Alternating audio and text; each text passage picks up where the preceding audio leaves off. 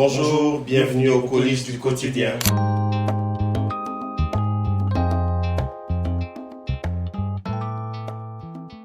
Bonjour à tous et à tous, bienvenue au Collège du quotidien. Ce soir, nous recevons pour vous Phil et Christ.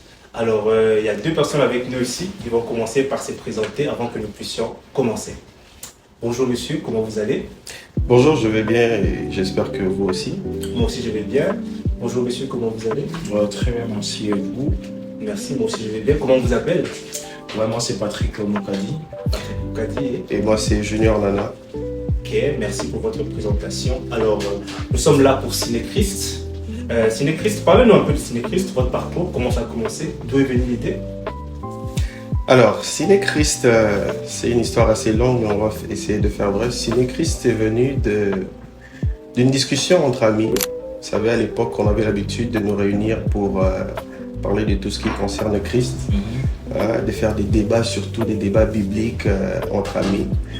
Et au fil du temps, lorsque nous avons compris que on a grandi en ce qui concerne la spiritualité, puisque nous sommes dans une croissance continue, bien entendu, on avait l'habitude de partir lire la Bible, trouver des sujets et venir débattre.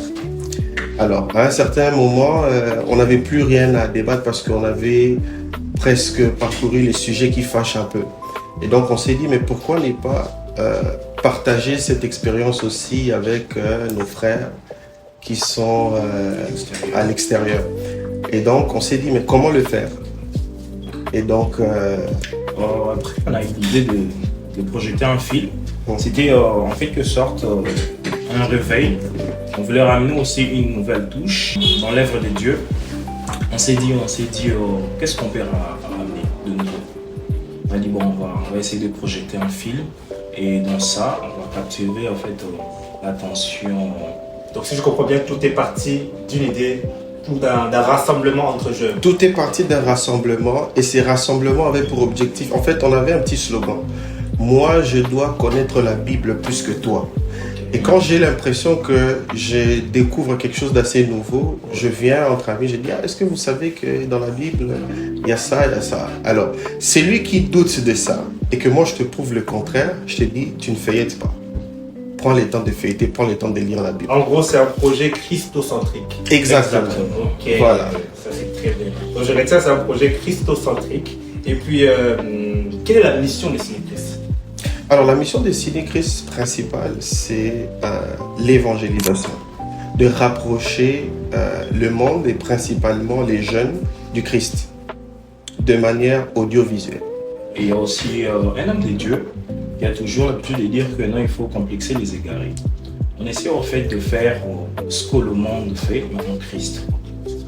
Démontrer aux gens que ce n'est pas seulement dans le monde que tu peux avoir cette joie. Exactement. Donc c'est pas... Parce qu'il y a beaucoup de gens qui stigmatisent un peu. Quand on parle de Dieu, c'est trop sérieux, c'est trop... voilà, c'est trop spirituel. Mais tu peux te détendre, tu peux venir suivre un film, on peut jouer à des jeux, mais focaliser sur Christ. Et ça te fait grandir aussi spirituellement, bien entendu. Ok, merci pour vos réponses. Alors, vous êtes à la 40e édition déjà. Alors ça, c'est la deuxième. La deuxième. Donc, vous comptez en faire plus d'un, plus de deux, plus de trois? Nous sommes plus conduits par le Saint-Esprit. Mais nous pensons, selon à notre niveau, nous pensons que nous allons encore aller de l'avant. Nous sommes plus conduits par l'Esprit de Dieu. Merci pour votre réponse. Alors, il y avait la deuxième édition donc, qui était passée très récemment. On va juste faire un retour rapide sur l'édition. Bien sûr.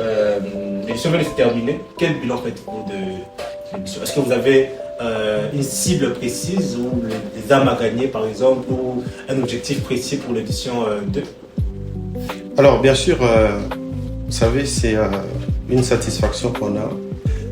Et je voudrais ouvrir cette parenthèse. Nous, la satisfaction, peut-être vous serez étonnés de l'entendre. Notre satisfaction, c'est pas le nombre de personnes. Mais c'est pas la folie. C'est plutôt la qualité de ce qu'on propose aux gens. Donc, on prend le temps de consulter le Seigneur avant de proposer quelque chose.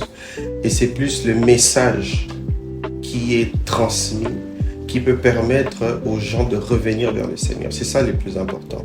Et selon ce que nous avons reçu comme témoignage de la majorité des gens qui étaient là, c'était très positif et les gens nous ont encouragés à avoir une troisième édition. Donc c'est vraiment cette satisfaction de savoir que les gens se sont sentis à l'aise d'être dans un milieu où on parle du Christ. Donc par là, je peux comprendre que vous avez été satisfait de ce qui s'est passé. Tout à fait, totalement. Satisfaction personnelle d'abord. Oui, d'abord, avant d'être spirituel. spirituel, tout à fait, oui. Ok. Alors on va aller rapidement. Quel a été le moment le plus marquant de 2 premières éditions? Le moment le plus marquant, c'est plus la parole de Dieu. C'est là où nous mangeons vraiment la nourriture spirituelle. Parce que c'est ce qu'on vient faire vraiment. Le but n'est pas seulement de visionner le film, le but en fait c'est de ramener les brebis à Christ. Je veux juste ajouter un tout petit peu.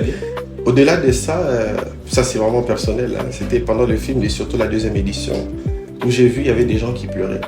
Ça veut dire que oui, les gens Ils ont été touchés. Okay. Tu vois, quand quelqu'un est concentré, ça veut dire la personne se retrouve dans ce qu'on propose. Jusqu'à verser des larmes, c'est quand même fort. C'est quand même fort.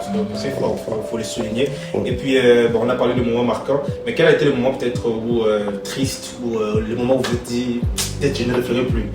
Est-ce que tout a été parfait jusque-là pour dire que voilà, on veut continuer, il n'y a pas eu de moment où on s'est dit, ouais, je vais arrêter, je ne vais plus faire Sur cette question, je ne dirais pas que je n'ai pas de réponse, mais jusqu'à date, on n'a pas encore eu cette expérience-là. Comme on vous a dit, hein, avant de proposer quelque chose, on se réfère au Seigneur. Et c'est la source de notre motivation. Mais vous n'allez pas me dire que chez le Seigneur, tout est parfait.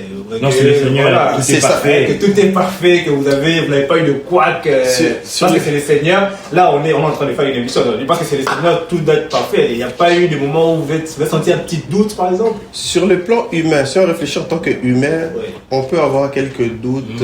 Peut-être on va se dire, bon, est-ce que on va peut-être... Je donne un exemple comme ça, la pluie.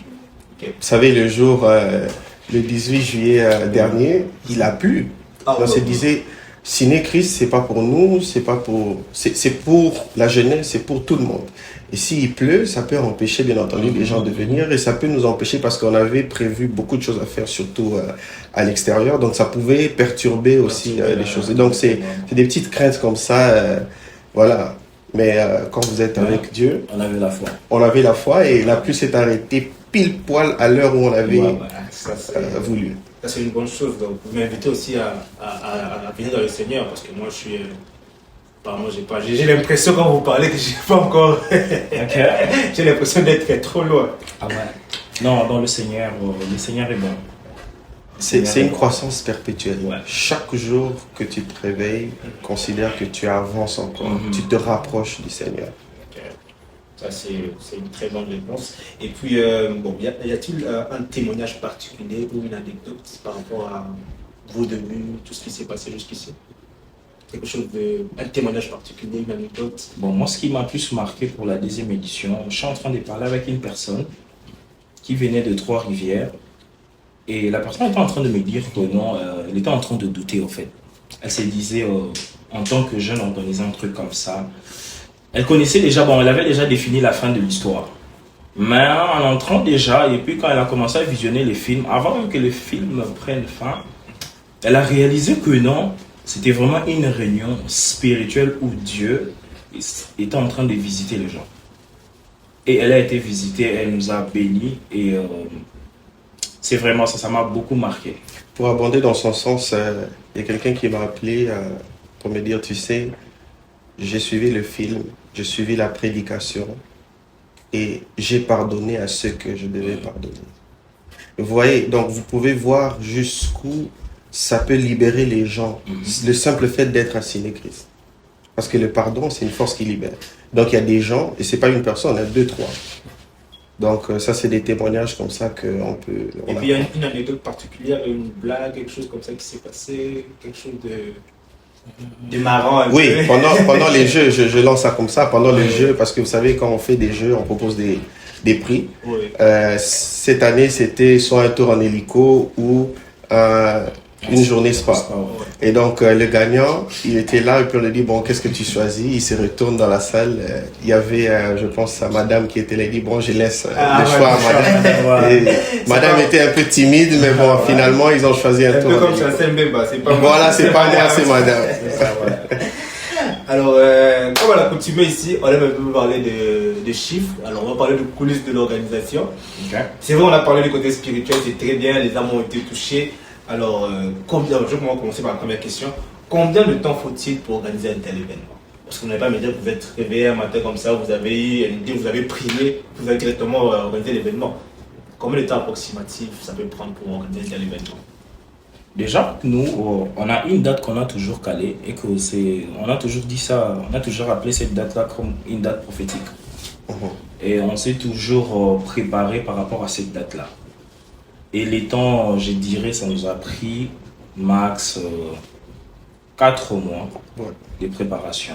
Ça, c'est la préparation, c'est-à-dire on se lance, on commence. Avant ça, mais avant ça, lorsqu'on a une petite idée, on se réunit, on écrit. Ça, c'est à la fin de l'édition précédente. Par exemple, là, on a fini cette édition. Là, on a déjà quelques idées sur la prochaine édition. Donc, on peut se réunir un tout petit peu, on en parle, mais on ne va pas en action directement. Mais s'il faut parler d'action, c'est vraiment 4 mois. 4 mois, on a quand même une très belle équipe. Hein. Alors, les gens s'interrogent un peu. Vous ne poursuivez pas un but lucratif, par exemple? Pas du tout. Pas du tout, parce que d'ailleurs, pour preuve, Cinéchrist, c'est gratuit totalement.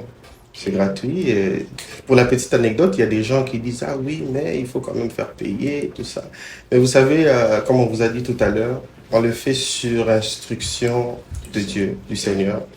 Et jusque-là, on n'a pas encore eu cette autorisation de faire payer les gens. Okay. Et est-ce que vous êtes à l'aise à parler de chiffres?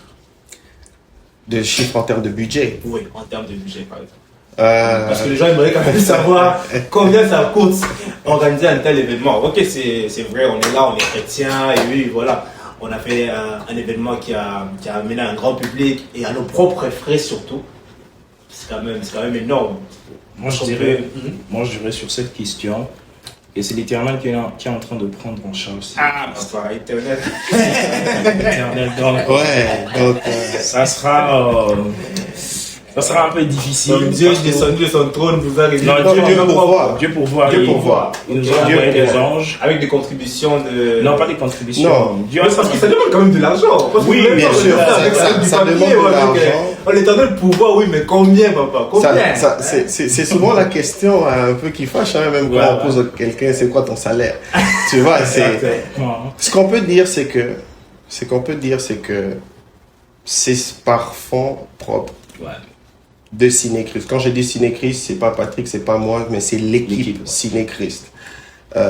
On reçoit pas de dons en termes pécuniaires, pas de sponsors pour le moment, pas de sponsors. On les fait sur fonds propres. Sur fonds propres. Pas moyen de savoir les chiffres. Vous êtes un peu réservé. Bon, c'est pas. Est-ce que c'est important? Vous accordez le 2 pour ne pas donner les chiffres. Non. Donc mon public va retenir qu'on ne peut pas connaître les chiffres. Je pense que le plus important pour eux, s'ils n'ont pas déjà participé, c'est de venir. Et pas de chercher les chiffres. Ok, on est en train de chuter. Déjà, on va aller vraiment vers quelques questions de la fin. Ouais. Alors, en quoi le cinéma est-il, selon vous, un bon moyen pour transmettre l'évangile? Je peux parler de ça parce que je pense qu'on avait fait un premier podcast où on avait une question similaire.